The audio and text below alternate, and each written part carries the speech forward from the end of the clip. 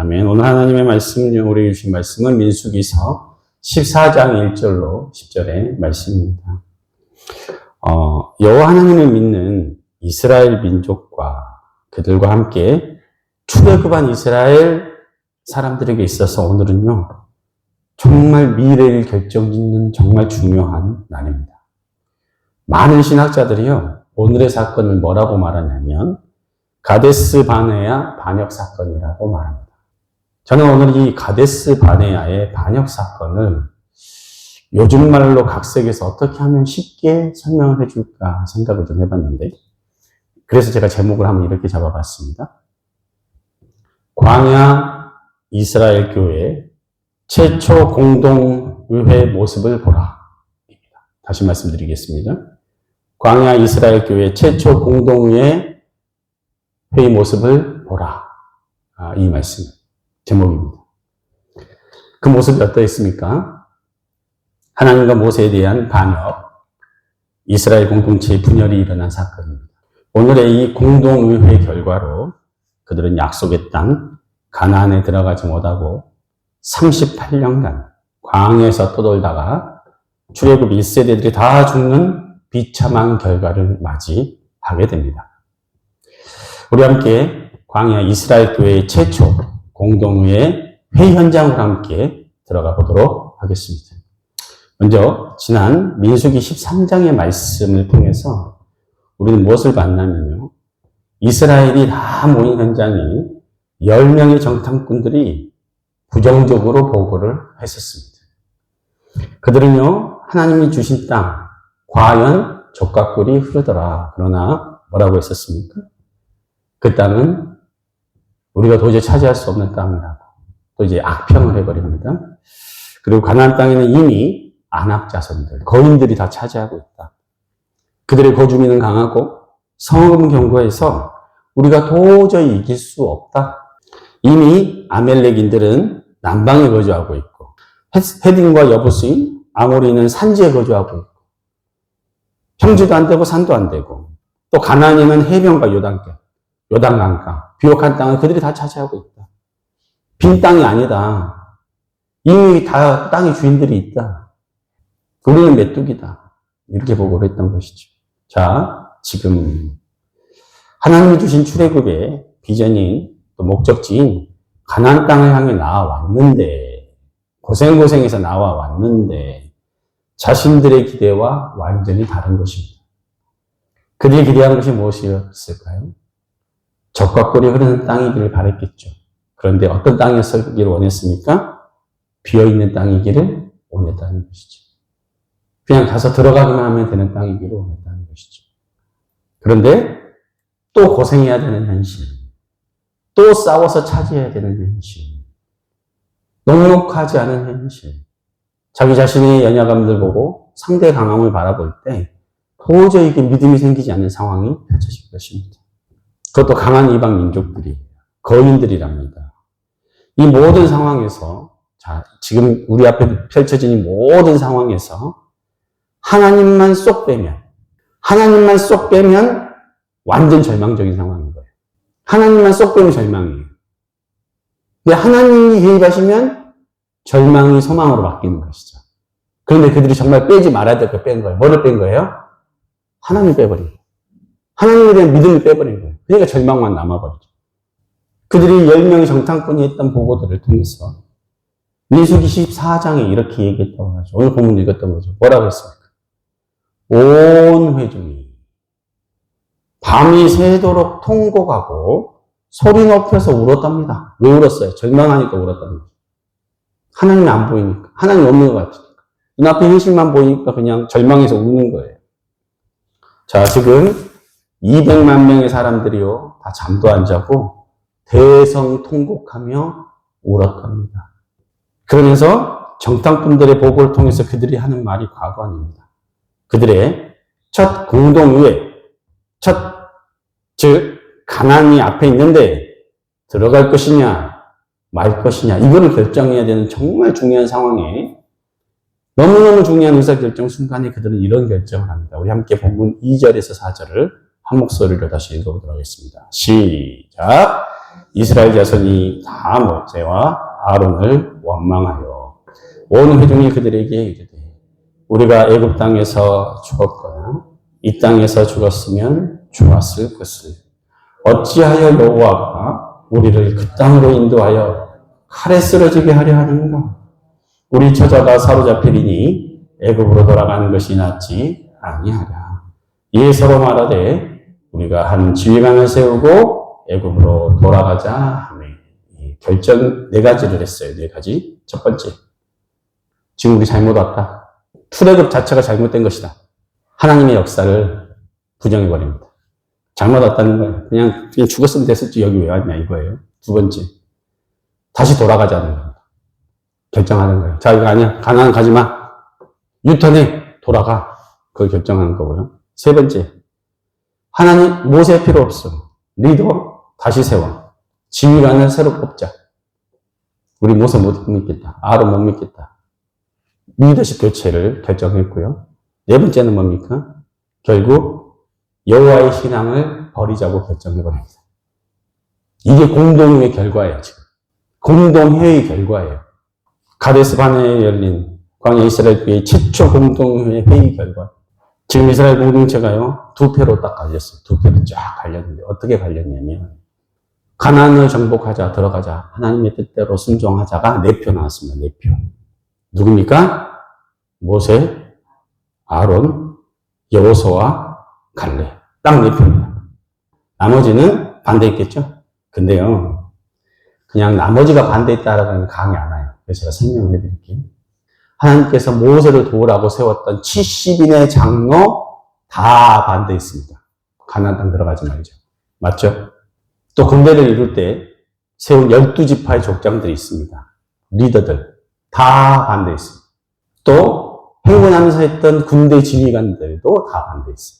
심지어는요, 모세의 누나 여선지자 미리암 얼마 전에 리더십에 대항했다가 나방 걸려서 죽을 뻔해가지고 모든 이스라엘이 행군도 못하게 막아버렸던, 그래서 철저하게 부끄러움을 당하면서 하나님 앞에 혼이 났던 미리암도 여기서 모세 편, 하나님 편 들었다고 얘기가 안 나와요.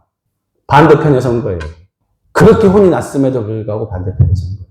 정탐꾼 영명들 다 리더들이었어요. 제가 말씀드렸잖아요. 한 시장급 정도 된다고. 그리고 나머지 모든 백성들도 다 하나님과 모세를 거부해버리는 거예요. 지금 회의 결과가 그게 된 겁니다. 4대 200만의 싸움입니다. 누가 이길 것 같습니까? 4대 200만이요. 누가 이길 것 같아요? 자, 이런 공동회의 때 이런 차이가 나면 어떤 결과가 나옵니까? 들어가지 말자예요. 지금 가나안 땅이 앞에 있는데 돌아가자 결정 나버리는 거야, 이렇게 되면. 지금까지 우리를 인도하던 모세와 아론은 해고다. 교체 아웃. 우리가 새로운 지휘관 리더들, 우리의 마음에 맞는 사람 세워서 가겠다. 이 상황에서요, 하나님의 편에 섰던 4명이 어떻게 반응했는가를 우리가 지켜볼 필요가 있어요. 그들의 반응에 대해서 성경은 이렇게 기록하고 있습니다. 자, 먼저 5절. 모세와 아론은 어떻게 했다고 합니까? 5절 한번 읽어볼까요? 5절. 시작. 모세와 아론이 이스라엘 자손의 온 회중 앞에서 엎드리자. 자, 지금 모세와 아론인데요. 지난번에 옛날에 모세는요, 40일 동안 금식하면서 하나님 앞에 십계명을 들고 이렇게 내려온 적이 있어요. 그죠? 그때 모세를 기다리던 이스라엘 백성이 멸하고 있었습니까? 황금, 우상 만들어갖고 우상 숭배하고 있었죠? 그때 그것을 본 모세는 어떻게 합니까? 돌판 던져버리잖아요. 화를 냅니다. 어떻게 그럴 수가 있냐고. 그런데요, 오늘은 좀 달라요. 어떻게 했습니까? 무릎 꿇어버립니다. 엎드려버려요. 지금 제가 볼 때는 한 2가지 정도 되는 것 같아요. 첫 번째는 뭐냐. 지금 이 정도 됐으면 하나님이 다 죽여버릴 것 같은 거예요, 지금. 빡 뻔히 보이는 거지, 모세가. 그러니까 어디에 엎드린 거예요? 지금 백성 앞에서 엎드린 것 같습니까? 하나님 앞에서 엎드려버린 거예요. 왜냐면 다 죽여버릴 것 같은 거예요, 하나님. 뻔한 거예요. 답이 보이는 거예요, 지금. 자기가 화내서 될 만한 상황이 아닌 거예요. 그리고 또 하나는 뭐냐면 온 민족이 밤새도록 울고 통곡하고 돌아가자 그러고 난리가 났잖아요. 지금 말 몇 마디로 설득이 될 수 있는 상황이 아니에요. 자기 힘으로 설득할 수 있는 상황이 아닌 거예요. 이거 어떻게 하는 거예요? 하나님 앞에 엎드려버려요. 그리고 6절을 보니까 이제는 12 정탐꾼과 함께 갔던 눈의 아들 누구예요? 여호수아와 갈렙이 하는 반응이 나옵니다. 그는 어떻게 합니까? 자기들의 옷을 찢어요.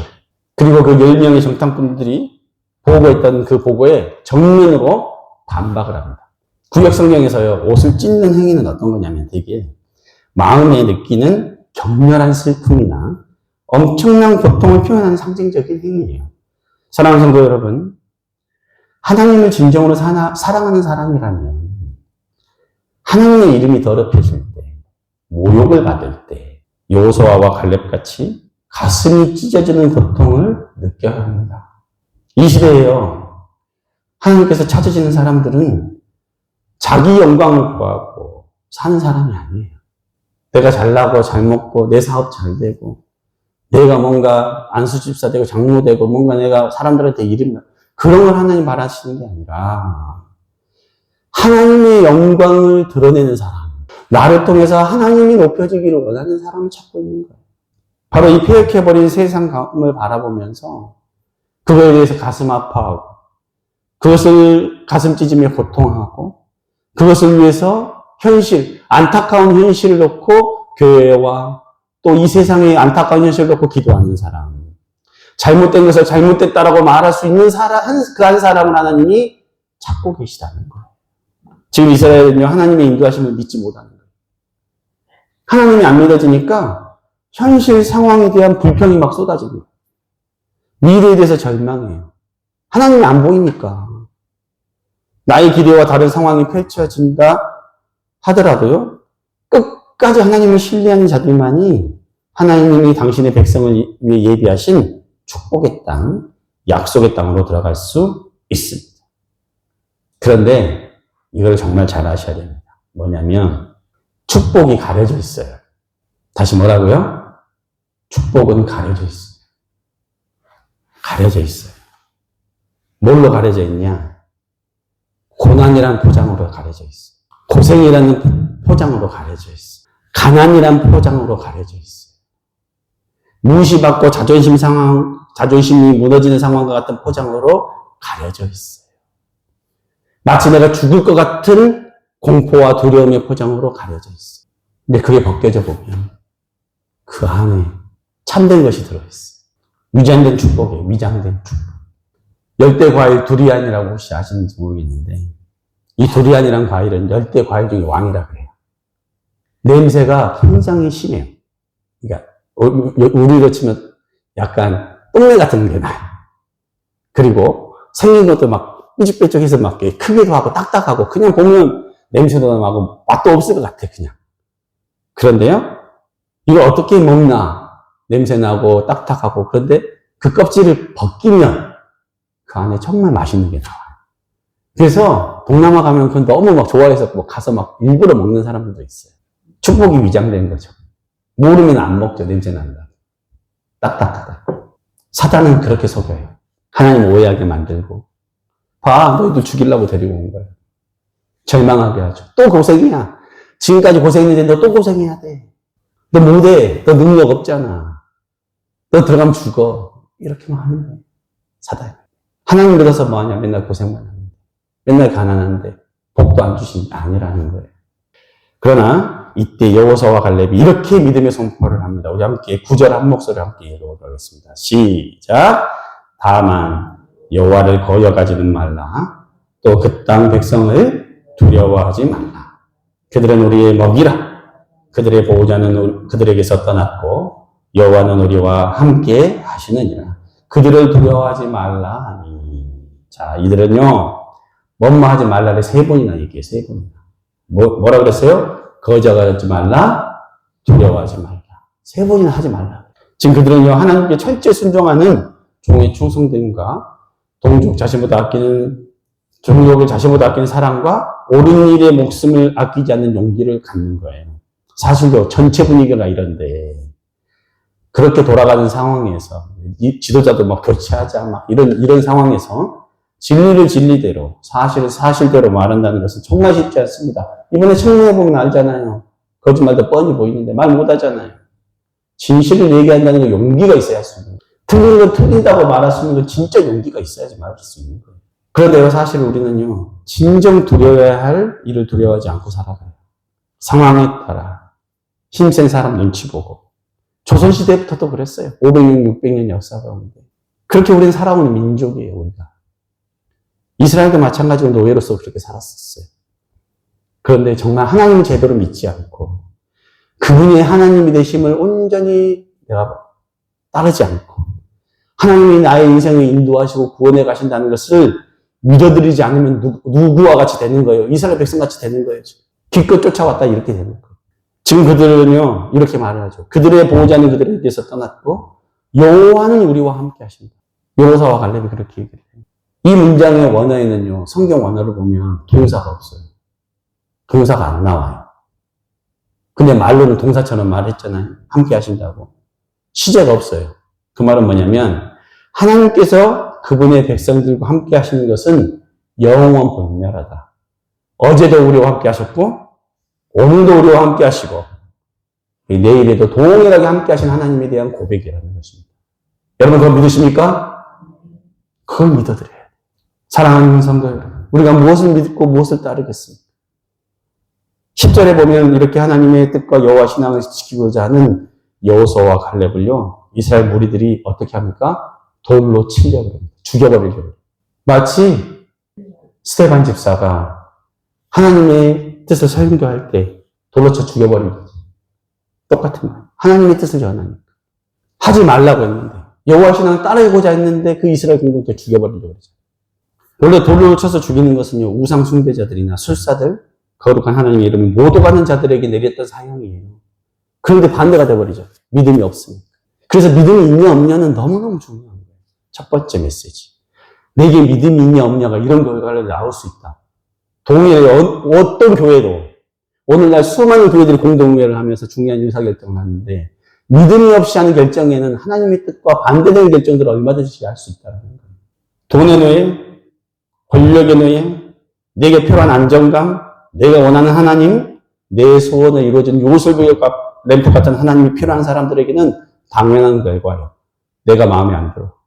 하나님 필요 없는 거예요. 믿음으로 살지 않는 사람들은 이런 결과를 맞이하게 돼요.